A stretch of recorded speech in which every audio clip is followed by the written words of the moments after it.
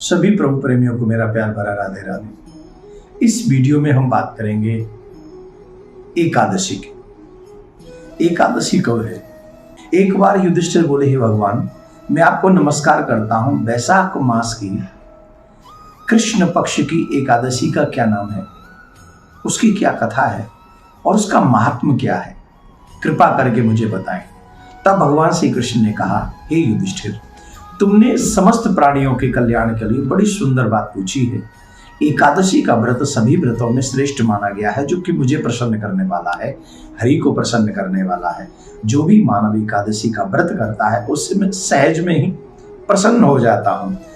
कृष्ण ने कहा, एकादशी का नाम बरथुनी एकादशी है, सौभाग्य देने वाली है, सभी पापों को नष्ट करने वाली है और तो और अंत में ये मोक्ष प्रदान करने वाली एकादशी है। कोई भी इसको नियम संयम से अगर इस व्रत को करता है तो निश्चित तौर पर उसे मोक्ष तक की प्राप्ति हो जाती है। इसकी एक प्राचीन कथा है। पूर्व में एक राजा हुए थे जिनका नाम था मानधाता। मानधाता वन में तपस्या कर रहे थे और जब वो तपस्या कर रहे थे तो उसी समय वन में एक भालू आया और उनके पैर को खाने लगा। उन्हें अनुभव हुआ, एहसास हुआ, इसके बावजूद भी वो लगे रहे, तपस्या करते रहे, तपस्या का त्याग उन्होंने नहीं किया। इसके बाद भालू को चैन नहीं आया तो वो खींचते खींचते उन्हें झाड़ी में ले गया, मानो उनके प्राण लेने को आतुर था और ऐसा लग रहा था जैसे प्राण लिए बिना वो छोड़ेगा नहीं। तो इतने व्याकुल हो गए, उन्होंने तपस्या करना नहीं छोड़ा, उन्होंने शस्त्र नहीं उठाया, क्योंकि वो धर्म को जानते थे कि किसी भी यज्ञ में, तप में, व्रत में अगर हम हैं तो हमें क्रोध नहीं करना है, हमें शस्त्र नहीं उठाने। तो इस नियम को वो जानते थे, इसलिए उन्होंने कर्ण पुकार की, नारायण भगवान को पुकारा और तुरंत उनकी पुकार नारायण के श्रवणों तक पहुंची और नारायण भगवान प्रकट हुए और नारायण भगवान ने प्रकट होकर सुदर्शन चक्र से उस भालू का वध कर दिया। ये तुरंत भगवान वहां पर प्रकट हो गए थे, ये उनकी लीला थी, ये उनकी कृपा थी। तो भगवान ने जब उस भालू का वध कर दिया तो भगवान को प्रणाम किया।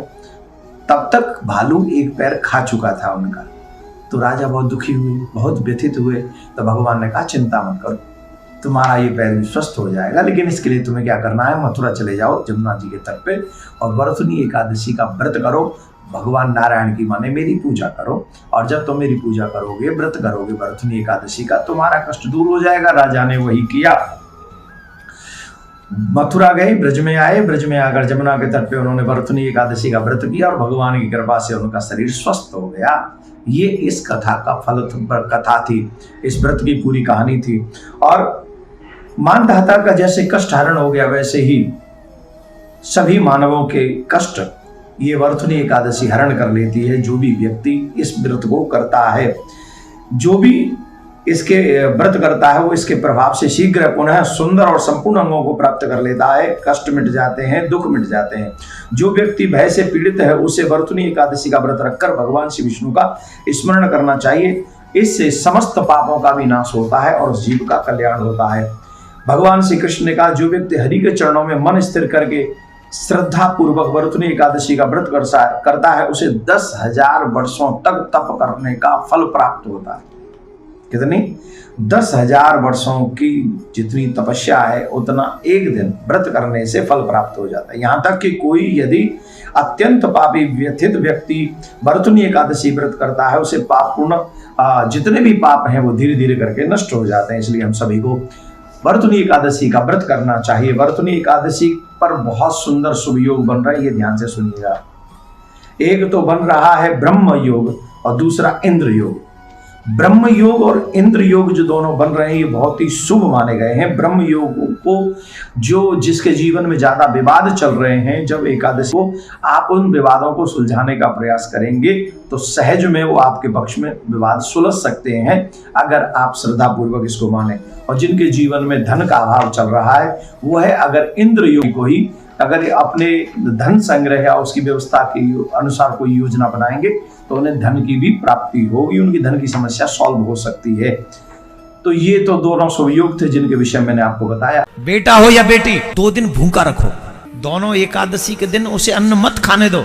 अरे महाराज, नोबेल पुरस्कार मिला है एक साइंटिस्ट को जिसने ये शोध किया है कि जो व्यक्ति महीने में 2 दिन व्रत रखता है, फास्ट करता है, उसे कभी कैंसर नहीं हो सकता।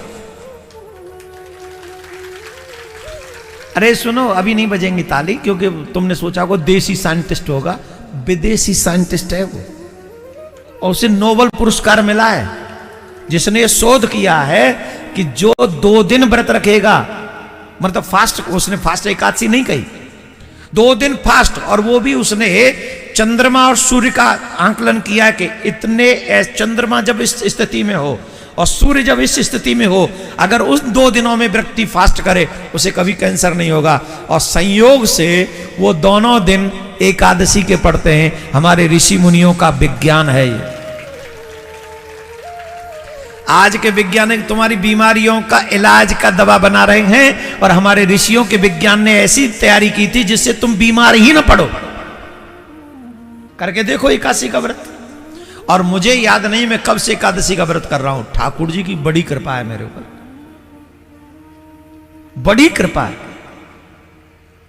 और आप सबको प्रेरणा दे रहा हूं, अगर अपने बच्चों का हित चाहते हो तो महीने में 2 दिन उन्हें अन्न मत खिलाओ एकादशी के दिन। एकादशी का व्रत वैष्णवों के लिए बहुत महत्वपूर्ण है। एकादशी का व्रत जो भी मनुष्य करते हैं,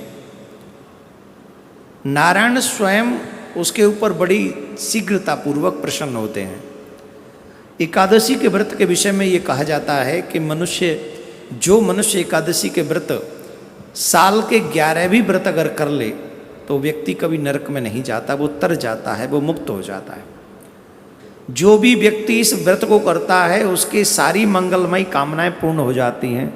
सुहागिनों के लिए एक विशेष बात यह है, जो सुहागिन इस व्रत को करती है, ये भी एक बहुत बड़ी समस्या हमारे समाज में प्रचारित की गई कि सुहागिन स्त्रियों को व्रत नहीं करना चाहिए एकादशी का। कोई कहता है सुहागिन को तुलसी नहीं पहननी चाहिए, कोई कहता है सुहागिन को चंदन नहीं लगाना चाहिए। भगवान जाने कहाँ कहाँ से ऐसे प्रवचन हमको कोई सुनाता है। इस व्रत में कहा गया है जो भी सौभाग्यवती इस व्रत को रखती हैं उनका सौभाग्य अखंड रहता है, उसके सौभाग्य को, उसका सुहाग दीर्घकालीन समय तक चिरजीवी रहता है। इसलिए सौभाग्यवती महिला को ये व्रत अवश्य करना चाहिए।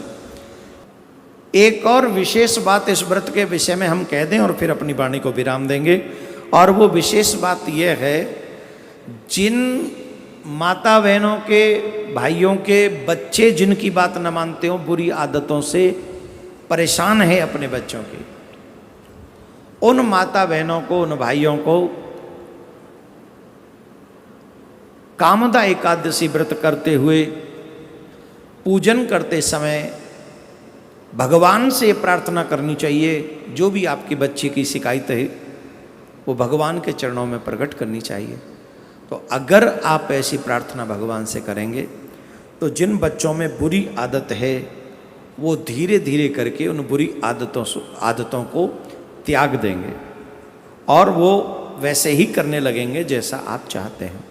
भगवान अपने इष्ट की पूजा करें, संयम रखें, झूठ न बोलें। इस दिन ध्यान रखें, झूठ न बोलें, क्रोध न करें, ब्रह्मचर्य का पालन करें। सुबह सूर्य उदय होने से पहले आप उठ जाएं। दोपहर में आप विश्राम न करें, अन्न ग्रहण न करें, चावल बिल्कुल भी ग्रहण न करें, और क्या नहीं करें, बस इतना ही कर लेना, इतने में मिल जाएगा फल एकादशी का।